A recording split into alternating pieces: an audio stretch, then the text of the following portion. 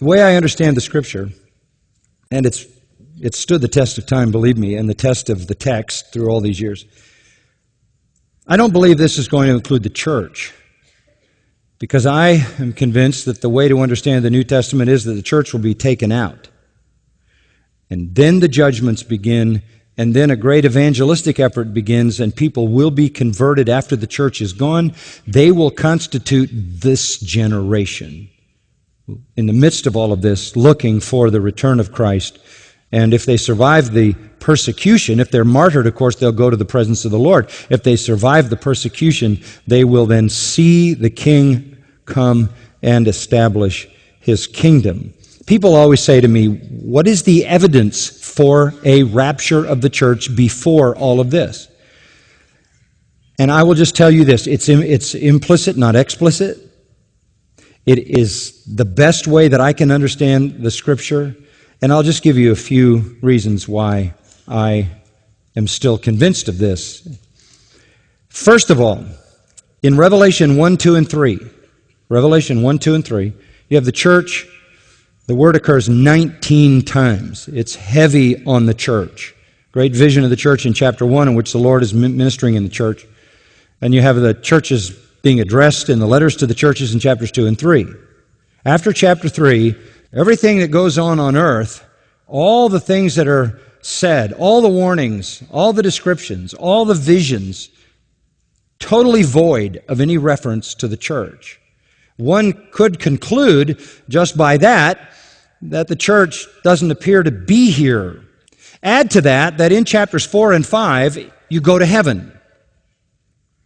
Before the tribulation begins in chapter 6, chapters 4 to 5, you go to heaven, and what do you find in heaven? You find a group called the 24 elders, which, as hard as I can work at it, are best understood as the glorified church. Then there are a number of reasons why. They have crowns, which are promised to the church. And there are many other features that indicate the 24 elders to be the church. So you have the church on earth in 1 through 3, you have the church in heaven in 4 and 5, and you have the tribulation break out on earth in chapter 6.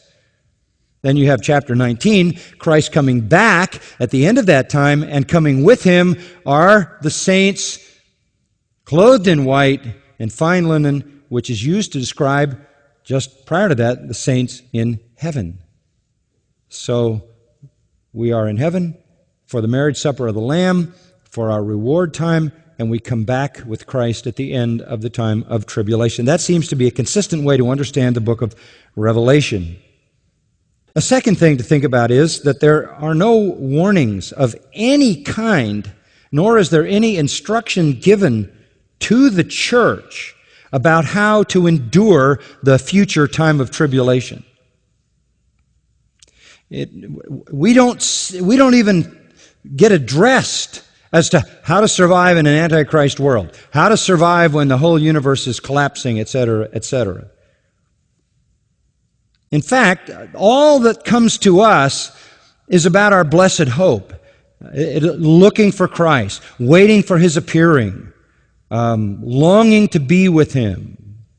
Titus 2:13, the glorious appearing of Christ, this blessed hope. So what is told to the church is not strong on warning, it is strong on hope. Thirdly, the rapture is defined in 1 Corinthians 15, 1 Thessalonians 4, and John 14, 3 places. And in each case, it is the church taken to heaven, taken out of the world and taken to heaven. There's no judgment. Christ does not come to earth. He takes us to heaven. If that is describing the second coming, as some would say, and it comes at the end of the tribulation, what's the point? What does He do? At the end, call us up and then bring us back? What's the up and down for? It doesn't make sense. If He's called us up to go to a place He's prepared for us, if He's called us up to meet our bridegroom, if He's called us up to be rewarded, that makes sense. And then to come back with Him when He comes to reign. But if at the end we are snatched up into the air to be with the Lord, what is the point of coming immediately back? And then another thought. If, as some say, we are raptured at the end of the tribulation, then the scene would look like this. Christ comes, destroys all the wicked. They're all dead. None of them are alive on the earth. All of them are destroyed. The day of the Lord. No one survives. And if all believers are raptured, right? And what does that mean? You receive a glorified body and you're transformed. Then you have a big problem. Who populates the earthly kingdom? You got no unbelievers and you got no living believers. So who populates the kingdom? So who has babies? So who populates the nations? So where do the sinners come from that Christ rules with a rod of iron? Where do the sinners come from that rebel at the end of the millennial kingdom? Where do the Gentiles come from who are hanging on the garment of a Jew and wanting to be taken to meet Christ? You have to have people survive, godly people, saints, believers, survive the persecution and the horrors of the tribulation so that you have sheep to go into the kingdom, to populate the kingdom for 1,000 years. And then Revelation 3:10, just one verse that might help you. And there are many other things to say about this, but I'm just giving you some things to think about.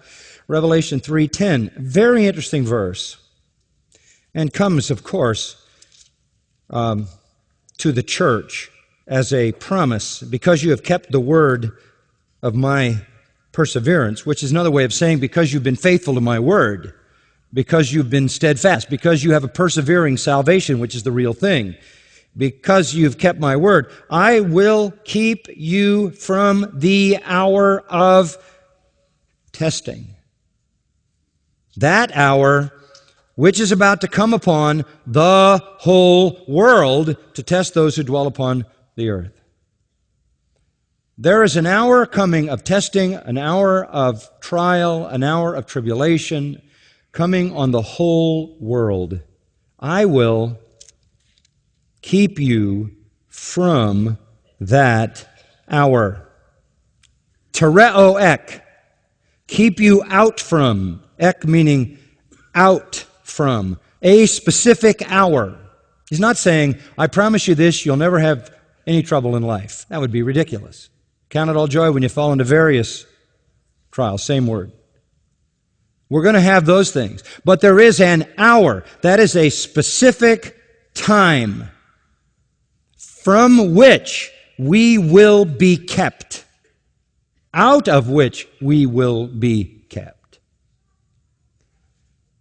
That, I think, is a promise of deliverance that is consistent with 1 Corinthians 15, John 14, 1 Thessalonians 4. Well, I could say a lot more about that, but we'll leave it at that for the moment.